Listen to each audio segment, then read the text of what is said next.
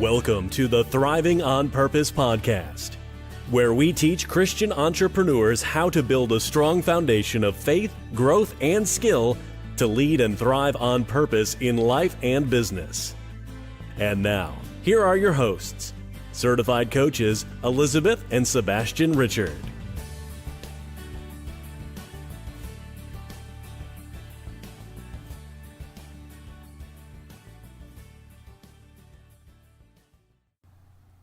Welcome everyone. Welcome to episode 11 of the Thriving on Purpose podcast. I'm your host Sebastien Richard, and I'm here with my beautiful wife, Elisabeth Richard. And today's episode it's for parents. I'm happy because it's for parents. It's for entrepreneurial parents. So those entrepreneurs who also have kids. What a great mix.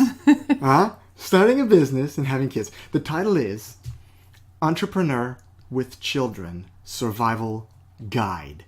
So we're going to give you our greatest points and takeaways to help you survive the entrepreneurial journey if you have children. Because just surviving with children is hard enough. But if you have children and you're trying to start a business, or you are in business and they're young, especially if they're young, you're in for one heck of an arduous journey. That's all I can say. I mean, obviously we're living it. We're in it, Liz and me. We've been in it for 3 years now. Yeah. And we've had some ups and downs because of it. And the downs have been very challenging, lesson worthy, I would say. It brought us many, many lessons, and we've learned a great deal through those difficult moments and times when we were just scratching our heads and thinking, what are we doing having kids and starting a business? I mean, there were times we thought we were off our rockers completely for just actually doing it, trying something like that. Starting a business is hard enough. But when you do it with young children, it is something that, and I'm going to be honest here, the most entrepreneurs that I'm hearing on social media who do podcasts or trainings, oftentimes they teach from the perspective of assuming that their audience don't have kids. And we've noticed that. Sometimes and oftentimes it's those who are really crushing it, those who are really multi-billionaire entrepreneurs, oftentimes they don't have children. Mm-hmm. And they probably wouldn't be as successful if they did. And I'm not dissing them. They're doing great. It's awesome. And we get a lot of takeaways from guys and gals out there who are authorities in the niche of entrepreneurism, right? But oftentimes, Liz and I would thought, I wonder how that person would teach if they had 2 children at home. And we have noticed the difference. We have listened to some entrepreneurs who do have kids, and their approach is so different. I wouldn't say, how can I put this? The way they teach is less black and white. Right. Less rigid. They're less rigid. They're more relatable in a way, because their approach is more like, here's what you should do, but if you can't, here's how you should do it. But the other ones who don't have kids are like, here's what you should do, and if you don't do it, you're gonna fail. And then you listen to it, it's and like, you don't go to sleep until it's done. It's really, really rigid and crazy. And sometimes it can be like, when you have young children at home and you listen to these guys or gals, you're like, you kind of smirk and go like, yeah, I'd like to see you with 3 kids, you know. I'd like to see you do feedings in the middle of the night, or give cough syrup in the middle of the night, and then crush it at 5 a.m. doing your workout. The miracle mornings, yeah. You got up 3 times with the kids because they were sick, and now let's do the miracle mornings at 5. It doesn't really work like that. So you learn to... But on the upscale, if you can master this and follow the survival guide, and master this and get good at this, then when your kids do grow up, you have learned how to survive the most challenging part of your life. Oh yeah. So when they're actually autonomous and, teenagers and going out and, living their lives and doing what they do, and you have more time to yourself, you will like be unstoppable. Oh, yes, you will. You will be unstoppable because you have learned how to really go through those challenges that all of a sudden you don't have. Yeah. So you have this, like, you've learned, the greatest tasks and how to master them. So now with this free time, it's like, wow, like a rocket. Well, you can compare it a little bit to a bodybuilder. If he trains with, let's say, 80-pound weights, okay? And then he trains for 80-pound weights for, I don't know, a long period of time, and then he drops to 50 pounds. You're going to find it so light? Mm-hmm. You'd be like, wow, this is so easy. Well, it's the same thing. I mean, if you're doing the entrepreneur thing with children, and you do it for many years, and you're successful at it, well, when they're grown and they're more autonomous, like Liz said, it's going to be a breeze. Well, not a breeze, I shouldn't say breeze, because it's never easy to own a business and to run a business. It's a lot of work. But you're going to find it less challenging. Let's just put it that way, right? Exactly. But today we're going to give you our takeaways of what we've learned and what you should implement in your daily routine to be successful as an entrepreneur with children. So it's a survival guide. And these points, if you implement them and put them in your life, you're going to make it. We're convinced that you are going to succeed. So number 1, start your day with God. That is the first and foremost thing as a Christian entrepreneur, with children or without, that you have to do. A couple verses I want to share with you guys. Lamentations chapter 3. Verses 22 and 23 says, "The steadfast love of the Lord never ceases. His mercies never come to an end. They are new every morning. Great is your faithfulness." The morning is the best time, in my opinion, to walk with God, to present your day to God, to offer yourself as a living sacrifice for that very day. Those who fail to do it, I mean, if you're a Christian, even as a non-entrepreneur Christian, if you don't do it, you feel the difference. Even more so as an entrepreneur. Psalm 143 verse 8 says, "Let the morning bring me word of your unfailing love, for I have put my trust in you. Show me the way I should go, for to you I entrust my life." As entrepreneurs and as parents, we are put in a leadership role. As entrepreneurs in our business, but as parents, even more so. As parents, your leadership role is the most important. And this leadership role that you exercise towards your kids is so much more important than the leadership role you exercise in your business. And I don't care how big your business is, how many thousands of employees you might have under you. If you're a parent and an entrepreneur, the role you exercise as a parent is so much more important than the one you exercise as an entrepreneur. Because your kids are more valuable than your business. Amen? I mean, seriously, come on. So, every day, we lead our families before we lead our businesses. I mean, every day, as an entrepreneur, you need to get up with the kids, feed them, send them to school, or whatever routine you have in the morning.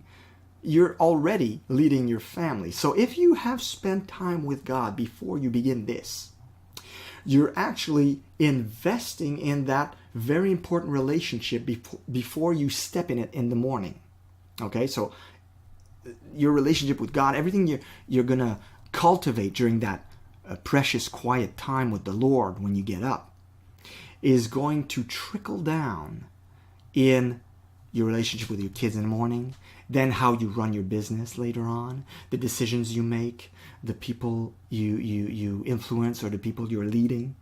So obviously it's a juggling act. You're a parent, you're an entrepreneur, it's not easy. So you need to be plugged into the source, which is God. And you need to do so every morning before you start your day. The Apostle Paul admonishes spiritual workouts over physical ones. In 1 Timothy 4:8, we read, "For while bodily training is of some value, godliness is of value in every way, as it holds promise for the present life and also for the life to come. And Liz, you had something you wanted Yeah. to share with us about that. Yeah, absolutely. And I just wanted to add, it's not always easy, with the routine, with the kids going off to school, and everybody's kind of rushing, and a lot of that is because people just don't have a good routine in the morning as well. So when you make your kids go through a routine in the morning, they know what to expect, then you have a little more time to eat together as a family. And I think that we really love the biblical devotion in the morning, and if you have time to do it, that's great. There's a lot of kids devotionals out there you can get on christianbook.com that are really short and sweet. It's like a page long, and you just kind of read that and kind of get a little small discussion going while you're eating your toast. And if you don't have time to do that, then you can share with them something that God put on your heart when you did your devotional, probably before they woke up. So that could be a way to kind of squeeze it in. So it shows them the importance, because, as we know, we can say something, but kids watch what we do. Oh, yeah. So if we spend time with God and we share openly what God's doing, what God's teaching us, how we feel about certain things, and what we just read, and just sharing with them that they're seeing, oh, Daddy spent time with God, Mommy spent time with God, Daddy talked to God. Oh, cool. Daddy talks about God. Daddy learned this from God, and they can apply it to their lives. And I always try to make it applicable to them, and kind of give them an example in their kind of childish life, like what happens in school or with their friends, so that they understand the lesson, right? So I think this is so crucial, because I know a lot of entrepreneurs, they really will prioritize the exercise before. Yeah. But, if you think about it, if you were working for a big corporation, you would meet with your boss or CEO to go over the day's objectives, tasks, and assignments for that day, right? Mm-hmm. You meet with the CEO because he's going to give you that direction, and he's going to tell you exactly what he expects during that day. Well, the briefing, we call it, right? Yeah. So I think it's so important that as an entrepreneur, you see God that way as your CEO, and you understand the importance of meeting with him in the morning. Now, I know a lot of Christians will say, well, I'd rather, they'll say a prayer or something, and then they'll spend more Bible time with God before bed. And that's not wrong. It's a good time. And I used to do it that way too for a long time. But I really think that as an entrepreneur, spending that time and asking God for direction in the morning for your business is really, really crucial, because it really sets the tone for your day. He's going to help you out in your day. It's going to help your mindset. It's going to help. There's so many different reasons why you're going to have a different result, a different impact. So Sebastien will go over a few of those. Yeah, there's a few points I wanted to bring up, the benefits have been stated over and over. I mean, if you're part of a church, if you read any Christian books at all, you've probably read the benefits of having a personal devotion in the morning. I mean, it cannot be overstated. So I'm just going to name a few points. When you have that personal relationship with God, with that personal connection with God every morning before you start your day, when you offer your day to Him, it's going to give you greater personal conviction. It's going to transform your life from within. It's going to transform your attitudes. Oftentimes, Right. You're going to have a better attitude about how you look at a problem, how you look at a person, because it's about relationships as well when you're running a business. And if you go prayerfully to God in the morning, guess what? The people that annoy you a lot, they might annoy you a lot less after you prayed, especially if you pray for them. And especially if you didn't sleep all night because, the kids were sick one after the other, or, you have all these adventures that parents go through. This can help to kind of reshape your attitude and start your day in a better mood. Yes, and it's gonna light a light on your path. God, when you're walking with Him, when you connect with Him early on in the day, it kind of lights your path for the rest of the day, so you know better where you're going. You'll be pointed in the right direction. It's also going to help you in your sanctification process. When you connect with God, guess what the Holy Spirit does? He shows you your faults, your sins, or bad habits, and maybe the way you mistreated a certain employee or a coworker, or an email you sent, and maybe shows you things you need to correct or address. That's very important too. It's going to help you to plan better. A good plan is essential to any undertaking, and learning about our Lord and learning to know Him gives you His plan. Okay? It's also going to help you better understand your part in His story, because don't kid yourself. You're running a business, but you're running God's business. He entrusted it to you. He gave you the idea. He gave you the vision for it. But it still comes from Him. So He appointed you the task to do it. But He's the one who's using you as a pen in His hand to write the story.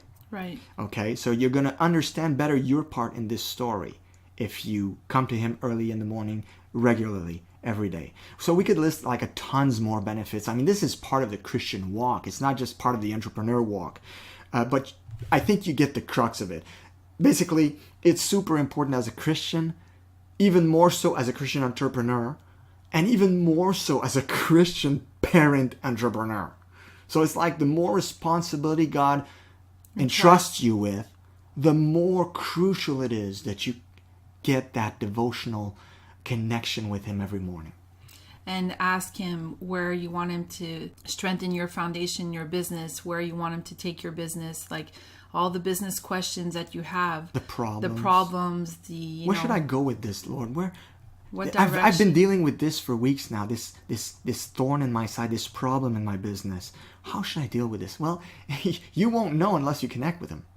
If you neglect that and you prefer doing your workout, or you prefer not just skipping altogether because you feel you don't have time, well, guess what? The problem will probably be there longer than it should. Right. So that brings us to point number 2, which is compartmentalize your life. So for every minute spent organizing, an hour is earned. Oh, that's true. And I'm really big on routines, and I'm big on, organizing things so that it's functional for the family. And I know a lot of entrepreneurs have a very hard time with this, because a lot of them are, moms that have decided to, start their own business because they want to have extra income for the family, and they have all the greatest motives. Mm-hmm. But a lot of people don't know how to organize themselves properly. A lot of them didn't have a routine with their kids younger. And when the business starts, this is where everything kind of trembles, and everything is kind of shaky, and it's too hard, and a lot of people give up because there's nothing into place that they can function with. When you start with in any business that you get hired, they always have a plan. They always take you through steps. They always teach you the system. They always teach you trainings, because they know that you need a foundation, and they know you need structure so that you know where you're going, so that I used to work many years in customer service. I always had to learn everything that had to do with the computer, that had to do with the technology, that software we were going to use.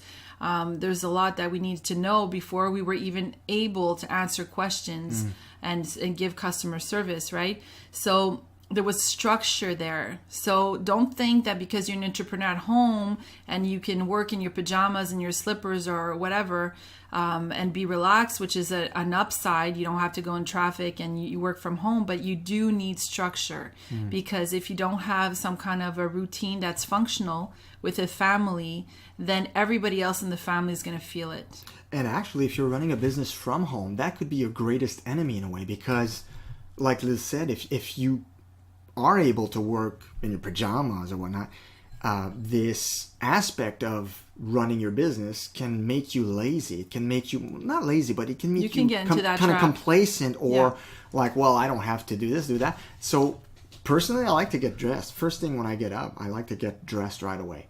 I don't like doing the pajama thing, because for me, it doesn't put me in the right mindset. But that's just a personal thing. I'm just saying it like this, so maybe you guys will identify with that. Obviously, it's optional. Especially when I'm doing my podcast, I could do it in my pajamas, but I prefer being dressed. It just puts me in the right mindset. Right. And for women, a lot of women will say, oh, like I feel like being comfortable, no makeup, just as if I just got out of bed or whatever. But it does affect our mindset when you don't fix yourself up. I'm not saying you have to look like if you're going in an office. I'm just saying that, the main essentials to feel good about yourself. If you need to wear a little makeup, then wear a little makeup, but you need to feel like, hey, I'm starting my day and, I feel confident and I feel good about myself. I feel clean and I know where I'm going. So to get back to the points that I wanted to bring, you can create routines. If you're the type of person that likes to use paper, I have a daily planner. I have this daily planner that you see the whole month in advance, so I can write in the blocks and I can put all the appointments for the kids and everything that we're doing. And now we have so many online tools that are really great to get organized. Mm-hmm. And one of them is Trello. So Trello. It's a great free system. You don't need to pay for it. And basically you can organize your week. You can organize your month in blocks. So the trick here is really to organize what's most important. So the three things that are really crucial. So, you put what's mostly important to you, what you really need to get done in your business, the time you need to spend, quality time with God, with your kids. You need to put that in. And I know a lot of people that kind of laughed at me when they heard that I was doing things like that, because they're like, oh my gosh, you have no freedom. You can't live in the moment, Actually, she was actually doing that before she became an entrepreneur. She was a very organized person. And so obviously before you're an entrepreneur, it's already like, whoa, you kind of stand out when you're doing that. As an entrepreneur, I think it's just normal. I mean, if you don't have a daily planner or some kind of way to manage your time, you're doomed to fail. I mean, if you fail to plan, you plan to fail. Simple as that. Exactly. Right? And also the Bible tells us to redeem the time because the days are evil. We know we live in evil days. I mean, that's no secret. But the redeem the time part, this is so important because God gives all of us 24 hours in every day. I mean, we're going to go to seminars on how to manage our money. Okay, because that's a resource that God gives us. Oh, money is the resource that God gives us, and I have to find a way to manage it well and be wise with how I use that resource. Yeah, but we don't do it for our time, and it's just as valuable, especially as entrepreneurs. I mean, some days, some days, depending on what I have to do, my time is more precious than money. So your time is a resource that God gives you, and don't kid yourself. He will make you just as accountable for how you manage the money he gave you as the time he gave you. And if you make the mistake of thinking you're only accountable for how you manage your money and not your time, you're going to be in for a surprise. Right. That's just a word of warning here. Yeah, every day he grants every one of us 24 hours.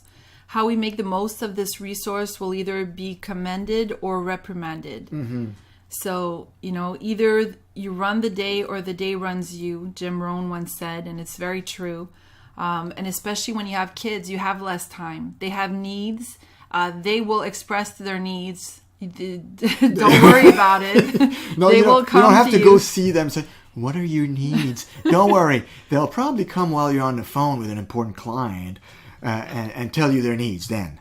Yes, exactly. So, or, trying to do a Facebook Live or trying to do a podcast or whatever it is. So you really have to have that structure so that even the kids are included in this routine so that they know, okay, today, mommy and daddy are doing this day. If they're at home, summer breaks, they're home and our kids are home with us. So they know in advance, mommy and daddy are doing this today. And so you guys can do this and that. And then we're going to meet up together. I'm going to do this fun thing together, or we'll let you choose. And we kind of, make it interesting for them because sometimes we do have to work, during the summer, we do during the weeks and sometimes on the weekends. So we have to really organize ourselves so that we have that quiet time, alone time with our kids, and that it's not all about work, but at the same time, there's structure. So the Monday to Friday has to be really well structured for this. Yeah. So the number three thing you need to do is delegate.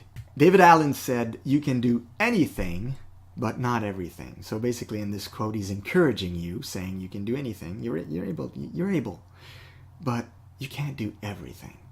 And that is a very important distinction. As your business grows, you're going to see that you can't do everything. And eventually, you're going to have to invest money into hiring the right people to do the things that you not only cannot do, but shouldn't do. And that is a very important distinction there. There are things as an entrepreneur that you are essential for in your business. And you know what those things are, right? The things that really align with your strengths, and the thing that if you don't do it, your business is going in the ground. It's going to be over. But there are other things that are part of that daily routine of running the business that I'm sure you've already thought about it and be like, as soon as I can afford it, I'm going to pay someone to do such and such because it's a pain in the beep. You know what I'm saying?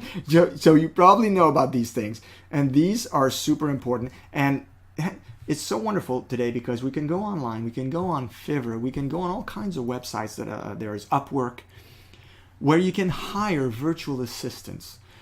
Sometimes it's to run your website. Sometimes it's to run your social media. There's so many million things that a business needs in order to run smoothly that you might be doing in the beginning, but that as you grow and gain more momentum and your income increases, you're going to be like so happy that you can hire someone on one of these websites and say, hey, from now on, you're going to take care of all my social media needs or whatnot. Absolutely. So as your business grows, the need grows, and then, it becomes kind of overwhelming to be able to be doing it all by yourself. So the idea is to start the grinding part, doing it on your own, obviously, because you have to, but to get to a point where it grows and it becomes a lot bigger, and then you're able to pay exactly somebody to help you out. So then you're actually able to do more because your time is really focused on what your strengths are and what you're good at and that nobody else can do, and all the other stuff that could be replaced by somebody else is doing. So you're actually able to focus more and do more of your strengths and make it grow better. There's also delegating to your family. Yes. So discussing how in your family, when you're starting a business, perhaps you're in network marketing and your husband isn't, and you want to, start your own business, your home business, whatever it may be, an Etsy shop, whatever. You need to have that extra help because your hours have to be, you can't just be a one-woman show and do everything, right? No. And the same thing if you're a man and you're trying to run your business and you need help, maybe you were doing certain things and all of a sudden you can't do those things. So you really need to discuss it as a family together. Maybe your kids are older and they can participate more in some chores to give you a break, to help you out. So we found that it was very, very important for us to discuss how we were going to, do our chores and do the essential things for the kids. And so my husband, would do a little more in certain areas. I would do a little more in certain areas, depending on our schedules, because he had different goals, different things that he wanted to do on certain days. And I had to, I was focusing on other days where he'd help out more because I was focused on different things in our business. So we really were able to help each other out because we didn't have family close to us. So some of you may be in the same situation where, you don't have close relatives that can help you out. You don't have a mom that can come and say, hey, I'm going to, I don't know, pass the vacuum for you or help you fold you need clothes to work or for whatever. a couple of days and I'm going to come and take the kids away from you for a couple of days so you can focus on that thing you're doing for your business. We did not have any of that because we moved to an island quite far from our families, and we have a very, very small family. So I lost my mom when I was 16 and I only had my dad, and he was working, and Sebastien had his mom, and she passed away. She's very sick. So we didn't have the big circle of help to start with, so we were kind of used to that. But being on the island alone, on Prince Edward Island, it was even more of a, alone. So some of you know what it's like.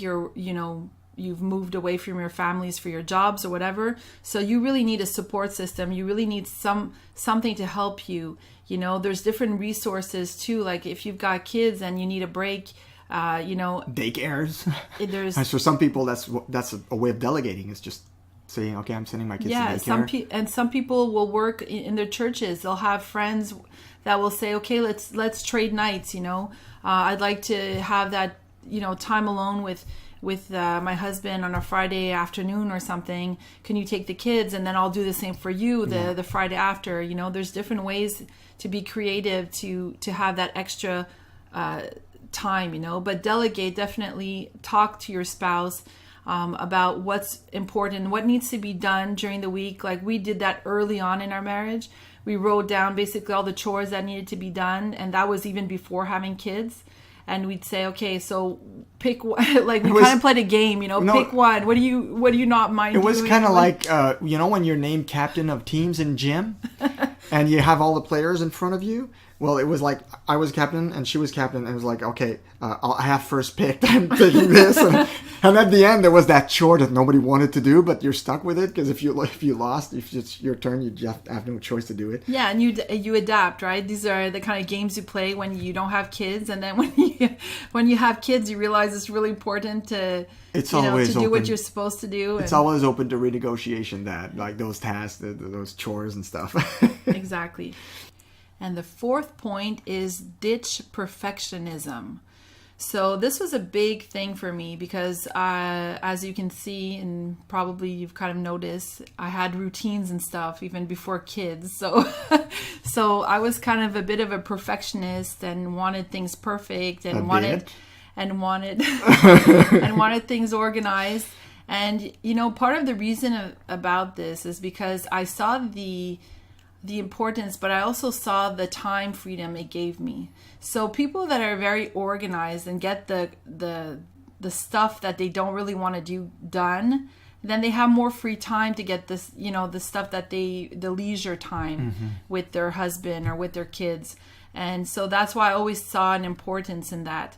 But at the same time, when you do have kids, you learn to ditch perfectionism pretty fast because not at the first kid, but at the second one, it really goes out the window.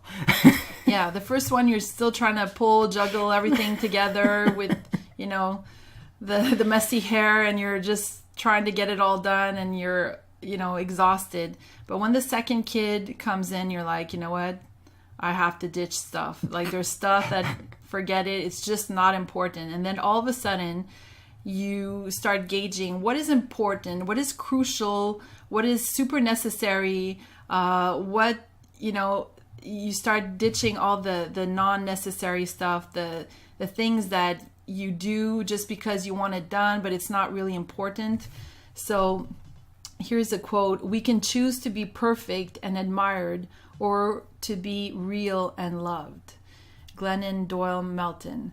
So, your family is going to appreciate the quality time you spend with them, that things aren't always all perfect, that their needs are met, like happy kids oftentimes live in a messy house. Let's be honest. I mean, I'm not saying to be messy, but at the same time, that's kind of like part of it. As an entrepreneur, you're going to have to accept that your house won't be as clean as you would want it. Your meals won't be as perfect and organized as you want it, although we'll talk about that later. But, it's not going to be perfect. So you have to accept that and kind of really forego that vision or image of, I don't know, the white picket fence and perfectly coiffed family with super well-behaved kids around a perfectly set table. I mean, it's just not realistic. That's Hollywood. I mean, it's just, unless you have 5 servants working for you at home and you're super wealthy, that's good for you. That's probably going to happen. But if you're just you guys, you're just a mommy and daddy and doing a business, it won't be perfect. Yeah, and you always have to think your end goal, why are you in business? Why are you doing this?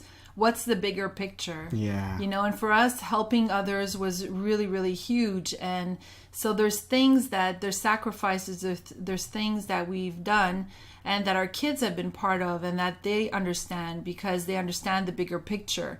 So that's when you say, I'm going to ditch some things that aren't as important, because who is the most important? My family is the most important. Yeah. And, you know, what are their main, needs? What do they really, if I don't do this, or if my business takes over this, will it affect them in a very negative way? If yes, then you have to change things. You have to adjust things, right? Definitely, yeah. So I'm not saying that you have to let everything go in the house, and like we still do have a routine for certain things in the house to get everything organized and clean. For us, for example, Friday usually, if time permits, and usually it does, Friday early before noon is cleaning time.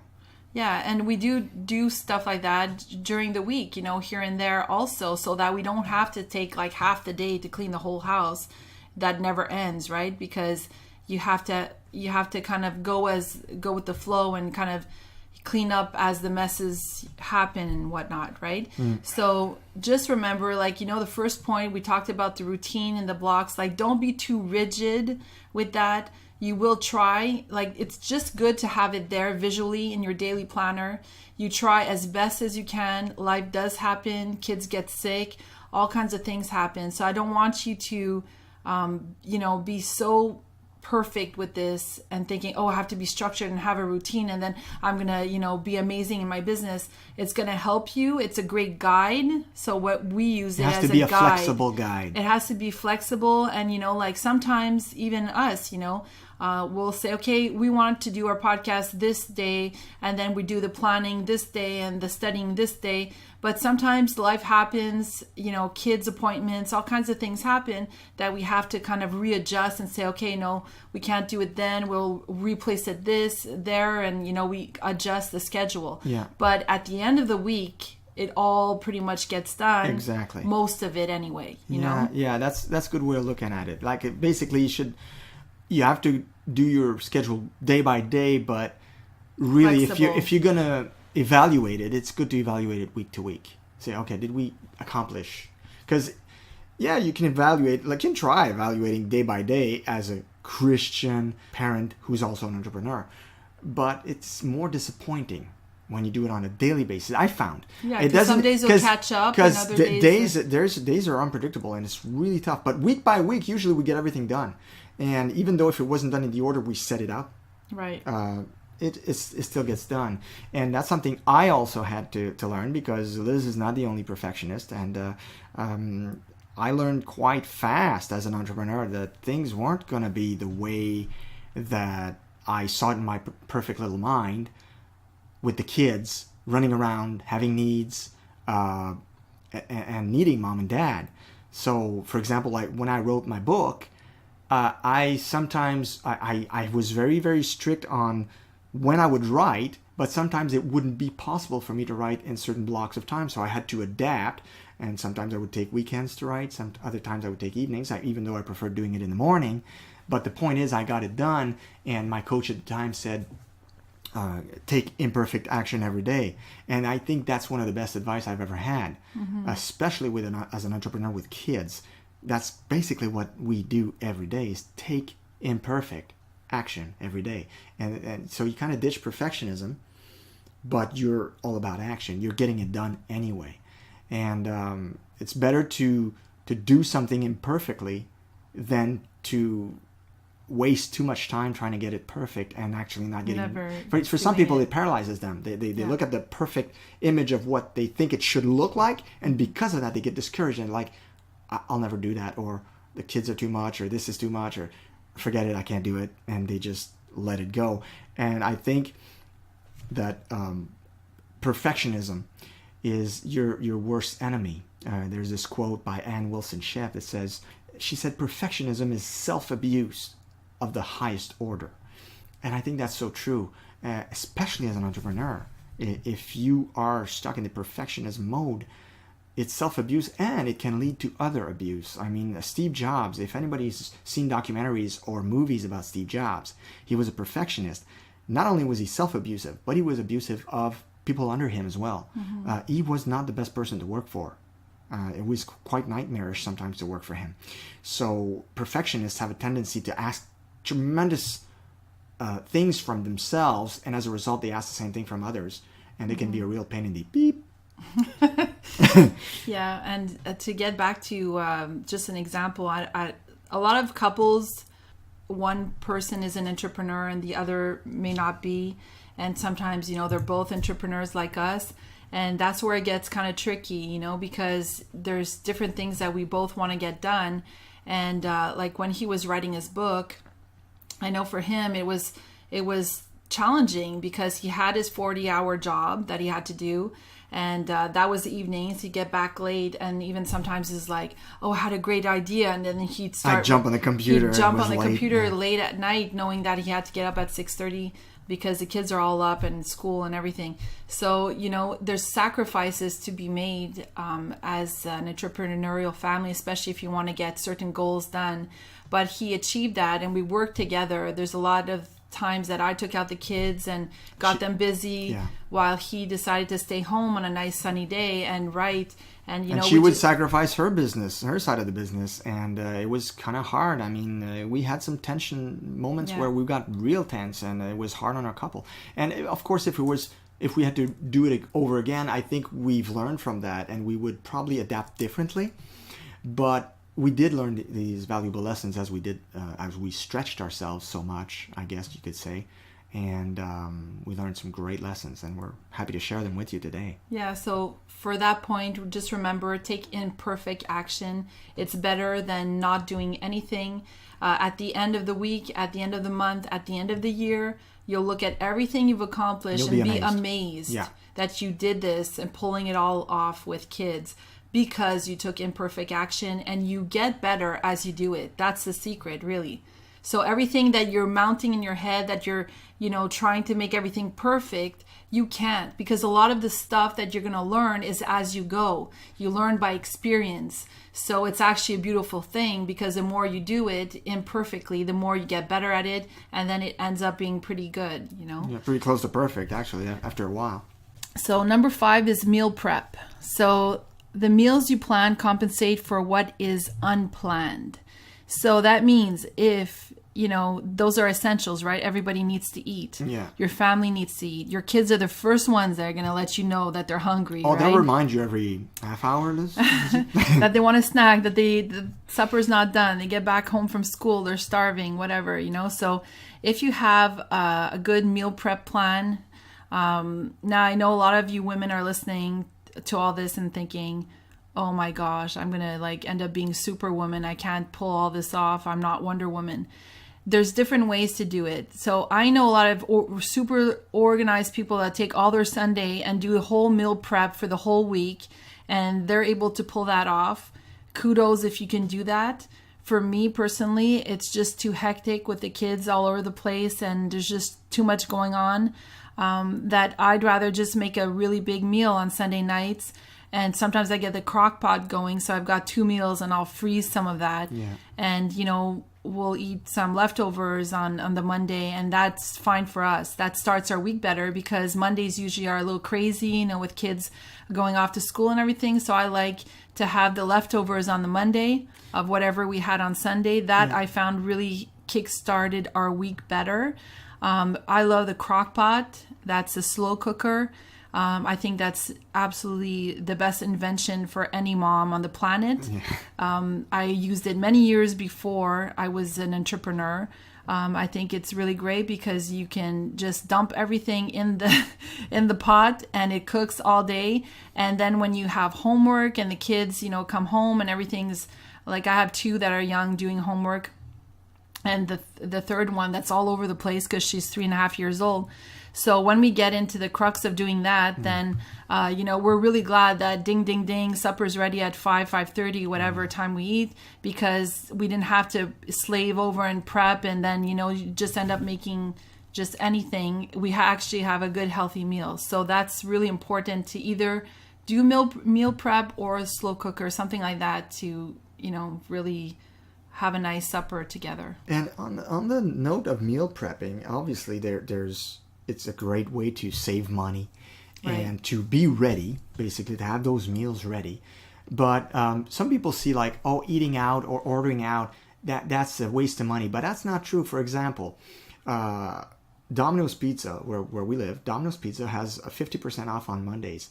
I'm not saying order pizza every Monday, but sometimes it can actually save you money to order pizza when it's 50% off, and you have some left for the next day too. So that can also be part of meal planning. I mean, it's not always perfect. You don't always have ready meals all the time, but when you know which days these places offer some rebates, you can think ahead and say, you know what, I didn't prep enough, or I don't have enough this week.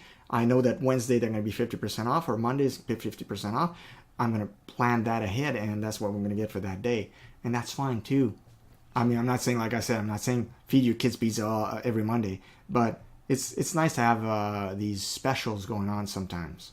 Exactly. And it saves you money. I mean, it really does when it's 50% off. Yeah, so a lot of people, just to finish with this point, a lot of people think that, go with the flow and just kind of, wing it every night. It actually takes more time, and it's actually more stressful to be prepping while you're like trusting your kids to do their homework and everything's chaotic. No one's doing their homework, and, you're just like too stressed out just trying to wing something up together and end up making something that's really unhealthy anyway. So this is why it's important to take that stress off of you. It's good to have a weekly budget where you've planned your meals in advance, and you say, okay, this is what I'm making, this is where I'm going to prep for that, this is where I'm going to put whatever in the crock pot, I'm going to do it early morning or whatever, and put it in the crock pot so it's ready at a certain time, and it just removes that stress and it gets everything going better, and the evenings will be smoother with your kids. And And the great quote here that we have about meal planning says, if you don't have a plan and you leave your food choices to chance, and chances are good that these choices will stink. If you don't have a plan and leave your food choices to chance, chances are that those choices will stink. So remember that if you don't want to plan your meals. Yeah, a lot of people do that when they're dieting. Well, it's a bit the same thing when you have a family, right? If you're dieting, you're going to end up just eating anything that's unhealthy if you're not planned. Well, same thing with your kids. All right, so now on to number 6, power naps. With great power comes the great need to take a nap. I found that quote on the internet. I thought it's so true. I mean, as an entrepreneur, if you're going to demonstrate great power in your business, if you're going to demonstrate great power as a parent, as a power dad, power mom, guess what? You're going to need those naps, those power naps. And here's some scientific insights that I found that are really going to help you understand the importance of a nap, okay? So the scientists broke down different lengths of naps and their different benefits. So number 1 is the nano nap. That's a 10 to 20 second nap. When you doze off, like you're in school and the teacher's boring and you're just like, what? You get these 5-10 second naps. Or if you're on a train and it's like just like on the rails, then you fall asleep on the shoulder of the guy or the girl next to you. The benefits of these very short sleeps, very short naps, have yet to be proven. So we have no clue if these help. Number 2 is the micro nap. Now we're getting somewhere. 2 to 5 minute naps, okay? They are shown to be surprisingly effective at shaking off sleepiness. So 2 to 5 minute naps, they're called micro naps. Third, there's the mini nap. The mini nap is a 5 to 20 minute nap. And those 5 to 20 minute naps, my grandmother used to advise me always when I would take a break from school. My schooling was done not too far from her place, and I would go to her place to eat there and keep her company. And I would, after her big meal, she would have these huge meals waiting for me. I would get like really sleepy in the afternoon, and she always told me, why don't you just doze off 15 minutes? But man, she put the heating, like it was wintertime in Canada, and she put the heating so hot in that apartment, and she fed me. I was like full of hot food, and it was so hot in the apartment, I just wanted to sleep for 5 hours. She said, why don't you just take 5 to 10 minutes? It always helps me. She used to tell me that. Well, here's what these 5 to 20 minute naps do. They increase alertness, stamina, motor learning and motor performance. Who knew, right? Number 4 is the super important power nap. Now that's the entrepreneurial nap that you need to get if you're both an entrepreneur and a parent. Trust me, if you're just an entrepreneur, you might want to skip that nap. You might want to get it more accomplished. That's fine. But if you're a parent and entrepreneur and you have your kids around you, trust me, that power nap's super important. So a power nap is 20 minutes, okay? It includes the benefits of the micro and the mini nap, but additionally, it improves muscle memory. It clears the brain that built up full of useless information, so it clears all that out. And that helps with your long-term memory, which is remembering facts, events, or names. It also, get this, it also decreases stress and increases creativity. Wow. So that's what you need, right? As an entrepreneur with kids, you want that. You want that on your side. So if you want to get that power nap, it's really going to help you. If you can get it every day, all the better. Of course, you have to make time for it. It's not long. It's just 20 minutes. It's like a coffee break, basically. But if you do make time for it, you're going to see a great difference in how you deal with basically everything afterwards. Now, number 5 is the lazy man's nap. The lazy man's nap. It's also known as the Sunday afternoon nap. I mean, we're all Christians here. We can be honest. What better nap than on a Sunday afternoon after a big meal after church when it's pouring outside? Huh? Is that the best nap? That's the 50 to 90 minute nap. The lazy man's nap. So it includes slow wave plus rapid eye movement sleep, and it's good for improving perceptual processing.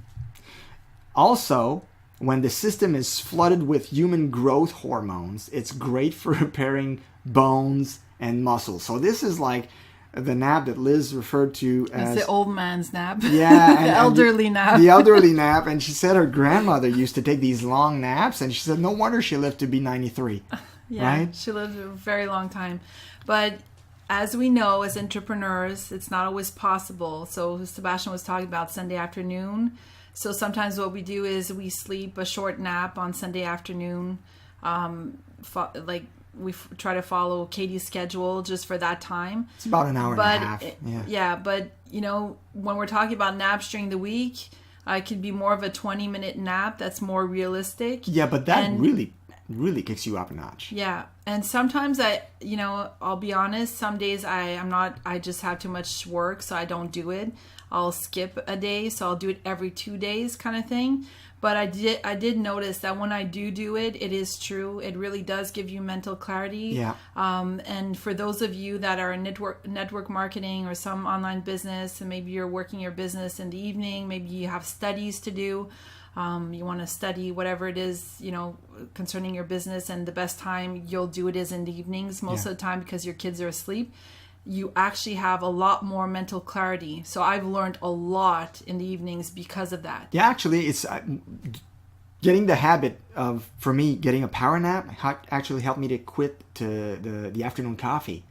So instead of going on a coffee break in the afternoon, taking that coffee to get that kick, a 20-minute nap did it for me. Right. Yeah, so that's to be considered. So the 7th point is exercise.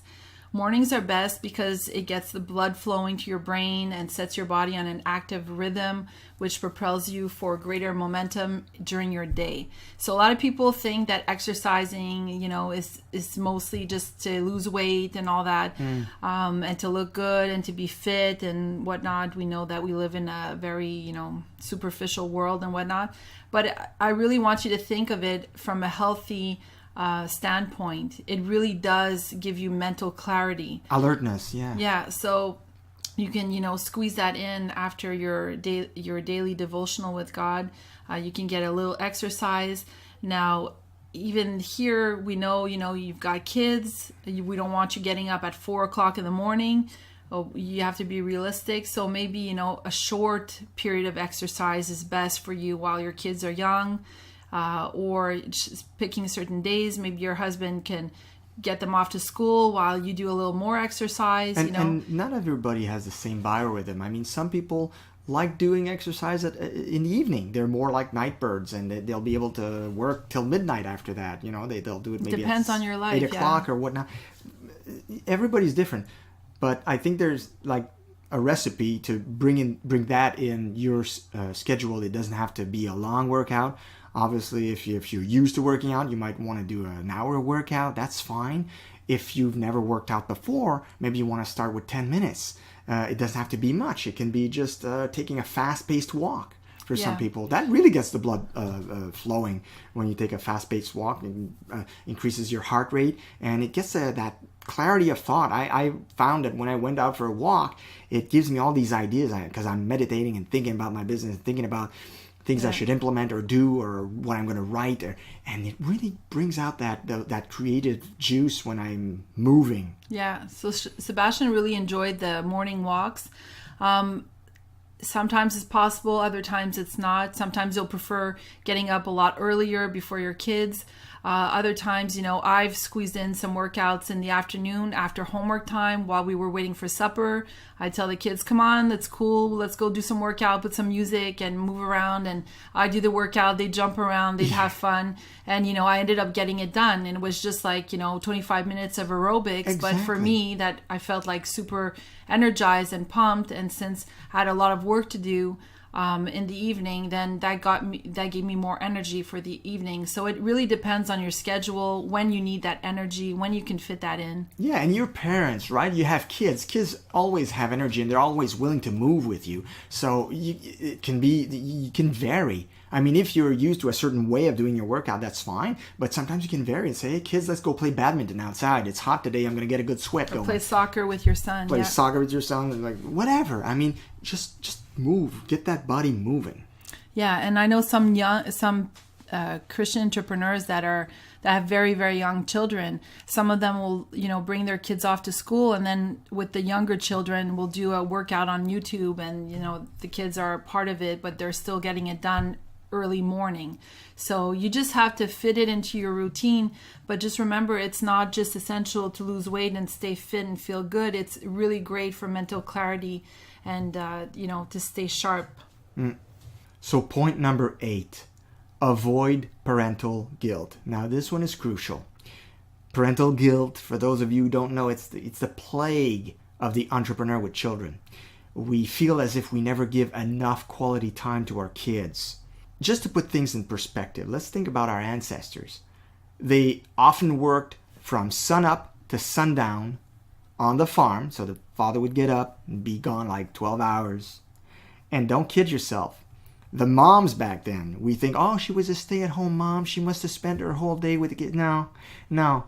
She was also busy. She was busy. Oftentimes they had like 6, 7, 8, 10 kids. So she was busy working for their needs. And she oftentimes did other work that was related to the farm, like going to pick some eggs that the chickens or whatever. I mean, she was working. She was not doing the stay-at-home mom thing and being a good mother by spending so many hours as a quality.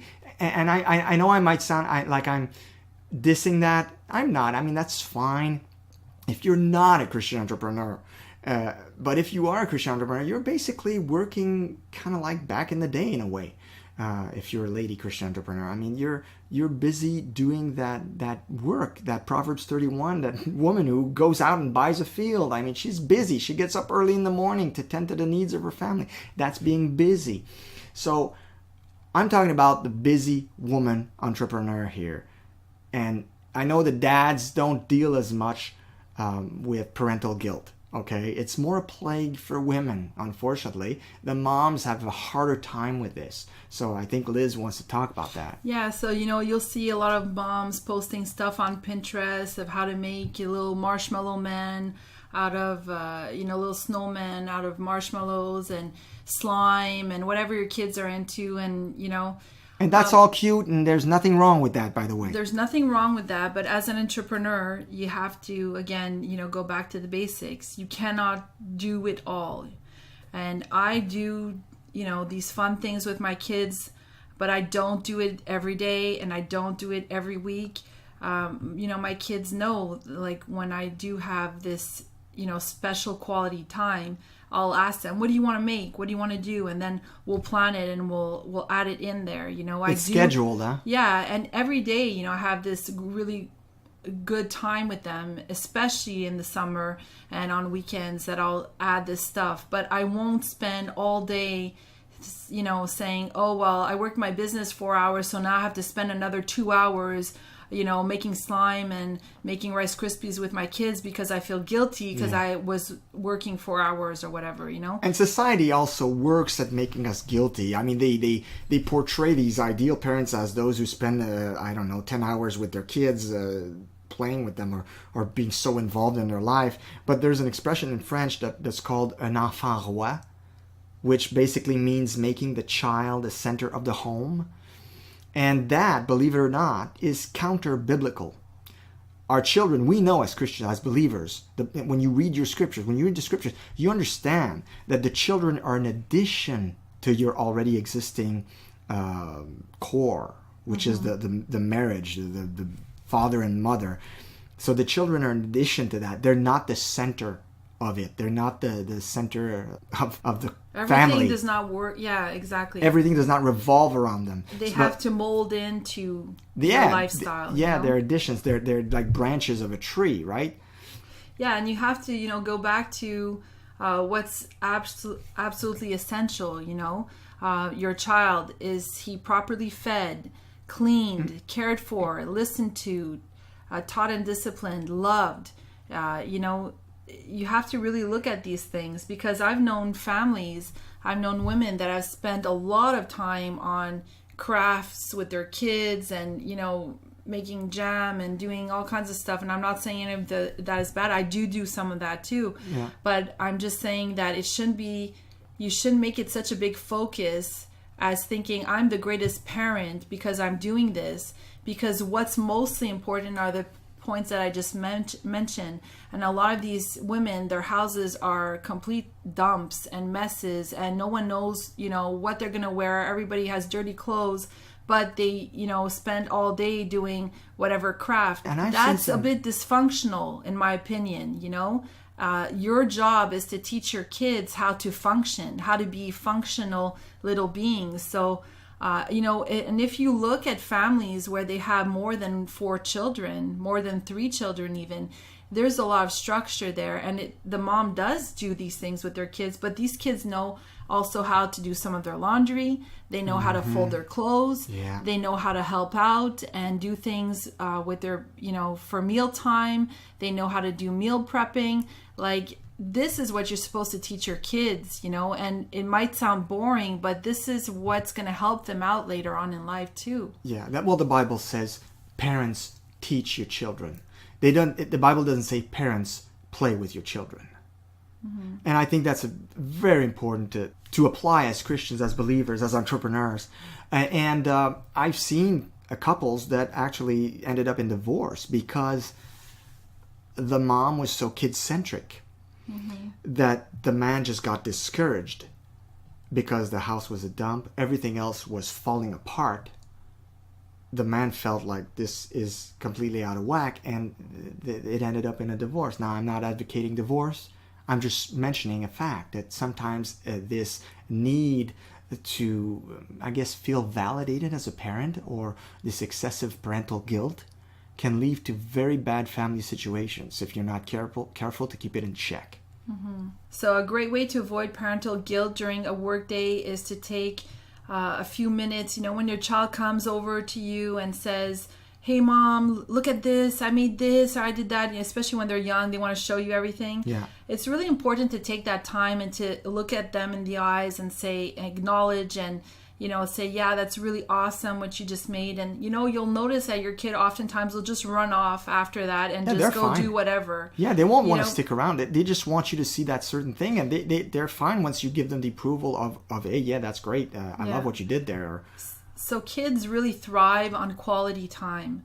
So that's where we say the importance of these times where they come to you to take that time to stop what you're doing and to And I'm not like, I realize that could be unrealistic depending on what kind of job you do, what kind of entrepreneur you are. Some of you may, coach clients and you can't be disturbed. So you'll have to block off times where it's, mommy, daddy is working and you're closed off and someone else is watching your kids, and that's fine. Sometimes I've seen that I've told my husband, I think it's best if I go in my office and I concentrate on what I'm doing because my daughter just keeps on bothering me and it just gets frustrating. But there's other times when there's tasks that you're doing for your business that aren't super, like, you don't need to be that focused, where you can do it near them and, spend a little time with them. So just make sure that you try to have some good quality time with your kids blocked off during your day, whether it's during your day or if it's evening time that you spend together as a family. It's really crucial that you do give them this time, because you don't want them to feel like your business is taking the whole center of everything either. And you don't want to miss times too where you have that connection, you learn to get to know your kids and see them grow and stuff. That's the whole point, right, of being an entrepreneurial parent, is that you get to be in on some of that and not being working on slaving on a 10-hour job. Exactly. You want to create more time and not lose. Basically. And also, it's always good to keep your priorities in order: God, family, and then the business. Right. So also, I want to make a point here of the most important time for the adult and child connection is not what you may think. It's actually at bedtime. So make it a priority at bedtime to, I'll give you a list here, to pray with and for your child, to remind your child that he or she is loved, to remind your child that you are proud of him, to ask your child if there's anything that he needs to talk about, anything that bothers him, anything that's on his mind. Also to remind your child of God's protection and love. I think it was Charles Stanley once who mentioned how much time his mother used to take with him at bedtime. Mm-hmm. And he mentioned the statistics, it's actually scientific, that he said that the things we hear before we go to bed are the things that have the greatest impression on our psyche and that we will remember the most vividly, that are recorded in the brain best. So if that parent-child connection is strong at bedtime, guess what? You're actually strengthening something vital within your child. Okay? So if the last words your child hears is, "I love you, I'm proud of you," every night, well, you're going to build the character, I guess, of a very confident and happy child and adult later on in life. And also remember to pray with your child. I mean, pray with them and for them. A prayer that I like to pray, and I've been doing it with my 3 kids, is, "Dear Father in heaven, thank you for this day. We pray that you would protect," and then you name the child. For example, my son's called Jason. I would say, "Jason, from all evil and all harm tonight. We also ask that you would bless Jason's physical, spiritual, intellectual, and emotional growth. In Jesus' name, amen." And they actually know it by heart, this 4 things: the physical, the spiritual, intellectual, and emotional growth, because they're developing. And they're developing these 4 aspects of their little personalities. So it's always good to ask God to intervene and to bless that growth, because it's what creates balance in a human being. And I think it's so important to bring your child before God and to ask God to bless those components of your child. Absolutely. And another thing that we've noticed is that our children, even if we do spend some time, during our day and, connecting with them in the afternoon or at supper time, we've noticed that in the evening when they're, gonna go to bed, they're in their beds and we're tucking them in, we've noticed that's when they actually like to talk to us one-on-one about something that happened at school or something that they're feeling, or maybe we'll ask them, you seem kind of sad, or what happened today, or whatever. And that's when they seem to want to open up and discuss things with us. And that's when they actually ask us even more questions about God and about different things that they question about spirituality, about God, because we're praying. You know, they bring up these questions. Oftentimes they'll read a Bible verse, they'll ask questions about that. So all that time is really, really crucial for that spiritual connection and emotional connection, because a lot of kids will really open up more. So take that time, to really connect with them and ask them questions, and you'll see that they're a lot more open. And sometimes, a lot of parents will say, oh, they're just like procrastinating, they just don't want to go to bed. But we actually notice that no, it's more to it. It's really like a time where their bodies are unwinding, and they're, really, their mind is working differently at that moment. It's like they really are, I don't know, just intellectually unwinding, and it's just that time where they like to connect with us. So we really take time with each and every one of them to really discuss and really get to the bottom of whatever it is that's bothering them or whatever they want to know. We take that time, even if it's gonna, make them go to bed a little later, or if it's, we have something else to do, we still take that time, because we saw that it was very fruitful for our connection with our kids. Yeah, and it's also a good time that oftentimes can lead to your child accepting Christ. Yeah. All these questions and this pondering and this connection they feel with you and with God. Which brings us to number 9. As a Christian entrepreneur with children, it is so important and vital that you honor the Sabbath. I know it sounds kind of weird, but it is a commandment. See, and God, they're not 10 suggestions, folks. They're 10 commandments. And one of them says this in Exodus chapter 20, verses 8 to 11, says, remember the Sabbath day by keeping it holy.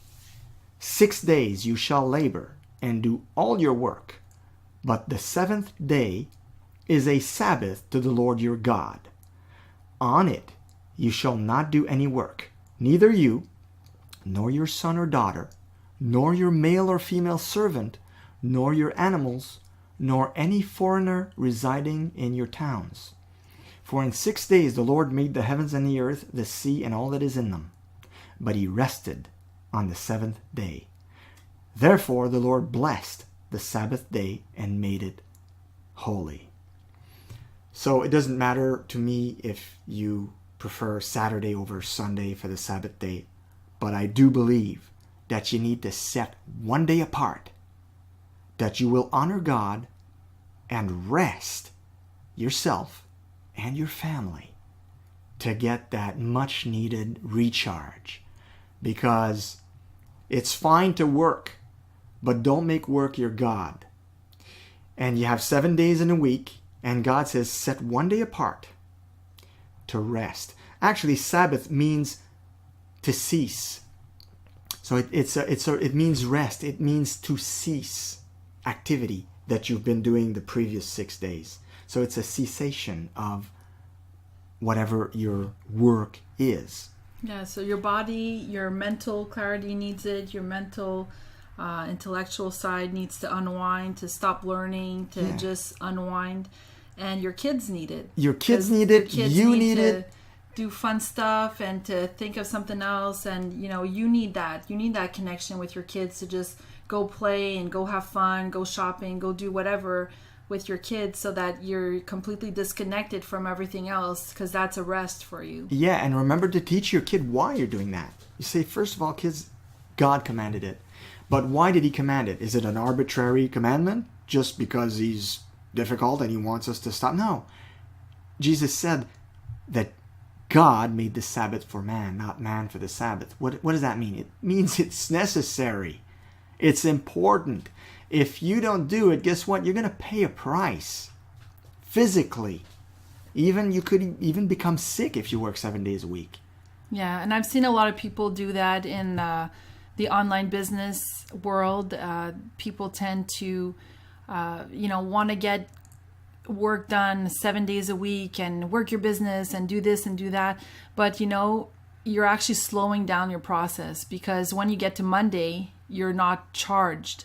You're like, I have to start my Monday, and you're like, you've got no pep, you've got no energy, you've got no fuel because you didn't rest. So you really have to see that, your Monday to Friday will actually be more productive if you really get that downtime. Whatever day you decide on the weekend, maybe you prefer doing Saturday and Sunday to rest, whatever it may be, or all day Saturday or all day Sunday. But you really need that time with God, and you really need that time to be with your family, disconnect completely so that you're fully charged on Monday. Yeah. And if you apply these 9 points we gave you today, and we think we gave you some pretty good stuff here. I mean, this has blessed us in our life. When learning about it and applying it to our lives, it's really blessed us and our business. And we pray and hope that it will do the same for you. And don't hesitate. If this podcast has been a blessing to you, if you've learned something, if you were encouraged, don't hesitate to share it. Share it with your friends, share it with your family, whoever it can help. We'll be happy about it because that's what we want to do. We want to help people. Exactly. So this concludes this episode. Have an awesome week. You can subscribe to our podcast on our website on the front page at thrivingonpurpose.com. So you'll get the latest episodes straight to your inbox. You can also check out our website because we have a lot of free resources, free ebooks, all kinds of great stuff for you guys to download.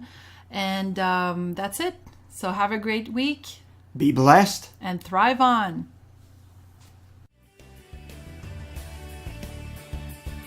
Thanks for listening to the Thriving on Purpose podcast.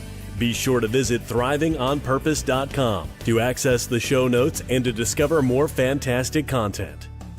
Until next time, be blessed and may you thrive on purpose.